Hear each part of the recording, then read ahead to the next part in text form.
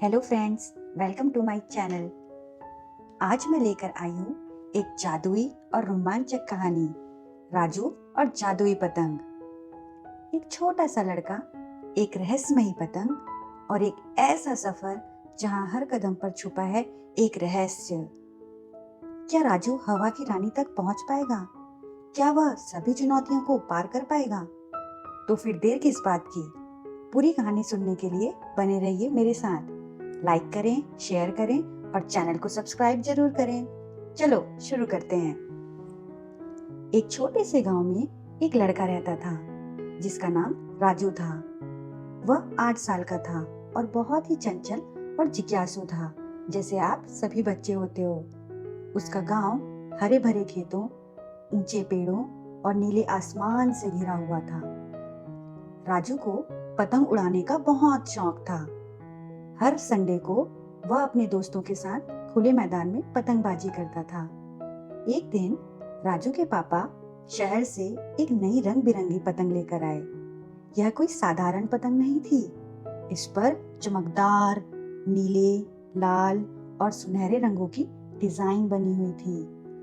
राजू बहुत खुश हुआ और अगले दिन पतंग उड़ाने की तैयारी करने लगा। अगले सुबह राजू अपनी नई पतंग लेकर मैदान में पहुंचा। हवा तेज थी, इसलिए पतंग जल्दी ही आसमान में ऊपर चली गई। राजू खुशी से उछल पड़ा। तभी अचानक एक तेज हवा का झोंका आया और पतंग का धागा टूट गया। पतंग दूर उड़ती चली गई। राजू दौड़ता हुआ पतंग के पीछे भागा। वह जंगल की तरफ चला गया, जहां पतंग एक पुराने बरगद के पेड़ पर अटक गई। राजू ने पेड़ पर चढ़कर पतंग पकड़ने की कोशिश की, लेकिन तभी उसने देखा कि पतंग से एक हल्की सी चमक निकल रही है। यह क्या? राजू ने आश्चर्य से पूछा। तभी पतंग से एक मधुर मीठी आवाज आई। राजू, मैं एक जादुई पतंग हूँ। अगर तुम मेरी मदद करोगे तो मैं तुम्हें एक अनोखी जगह लेकर जाऊंगी। राजू हैरान रह गया। उसने पूछा, क्या तुम सच में बोल सकती हो? तुम मुझे कहाँ लेके जाओगी? पतंग ने कहा, मुझे हवा की रानी के पास जाना है, लेकिन रास्ते में हमें कई चुनौतियों का सामना करना पड़ेगा। क्या तुम मेरे साथ चलोगे? राजू ने बिना सोचे हाँ कह दिया। वह तो बस इस जादुई सफर का हिस्सा बनना चाहता था।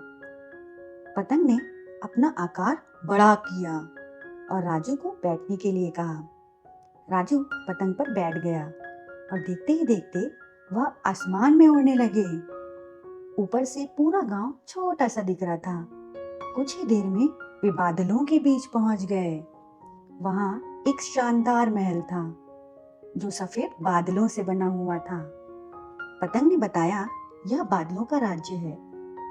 यहाँ हवा की रानी रहती है, लेकिन उन तक पहुंचने के लिए हमें 2 परीक्षाएं पास करनी होगी। पहली परीक्षा, बुद्धिमान उल्लू का सवाल।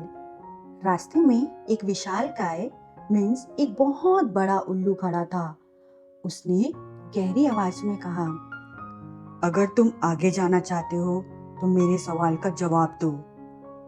वह कौन सी चीज है जो बिना पंखों के उड़ती है, बिना मुंह के बोलती है और बिना पैरों के दौड़ती है? राजू ने सोचा, बिना पंखों के उड़ती है हवा, बिना मुंह के बोलती है प्रतिध्वनि और बिना पैरों के दौड़ती है नदी। लेकिन फिर उसे सही जवाब समझ आया। उसने कहा, यह आवाज है।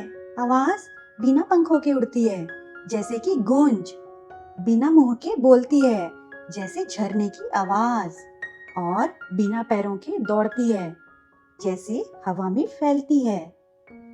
उल्लू मुस्कुराया और उसने रास्ता छोड़ दिया। अब दूसरी परीक्षा, हवा का पहलीदार दरवाजा। हवा की रानी के महल के सामने एक दरवाजा था, जिस पर लिखा था, जो चीज तुम्हारी है पर इस्तेमाल दूसरे करते हैं, वह क्या? राजू ने सोचा, नाम, मेरा नाम मीरा है, लेकिन दूसरे बुलाते हैं उसने जवाब दिया और दरवाजा खुल गया। अंदर एक सुंदर रानी बैठी थी जिसके कपड़े हवा में लहरा रहे थे। उसने मुस्कुराते हुए कहा, राजू, तुमने बहादुरी से सभी परीक्षाएं पास की। मैं तुम्हें एक इनाम देना चाहती हूँ। उसने राजू को एक छोटा सा सुनहरा पंख दिया और कहा, जब भी तुम्हें मदद चाहिए इसे हवा में उछाल देना, मैं तुम्हारी सहायता जरूर करूंगी।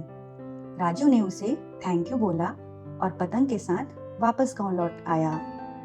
अगले दिन जब राजू ने अपने दोस्तों को यह कहानी सुनाई तो कोई विश्वास नहीं करता था, लेकिन राजू जानता था कि यह सच था। उसने सीखा कि बुद्धिमानी और धैर्य से हर समस्या का हल निकाला जा सकता है। दयालुता और दोस्ती से कठिन दिल भी जीते जा सकते हैं। और इस तरह राजू की जादुई पतंग की यात्रा समाप्त हुई, लेकिन उसके दिल में यह याद हमेशा के लिए बस गई। दोस्तों, तो यह कहानी आपको कैसी लगी? मैं आपको ऐसी ही मजेदार कहानियों के साथ जल्द ही मिलूंगी। तब तक के लिए अपना ख्याल रखिए, मस्त रहिए, खुश रहिए। Bye bye.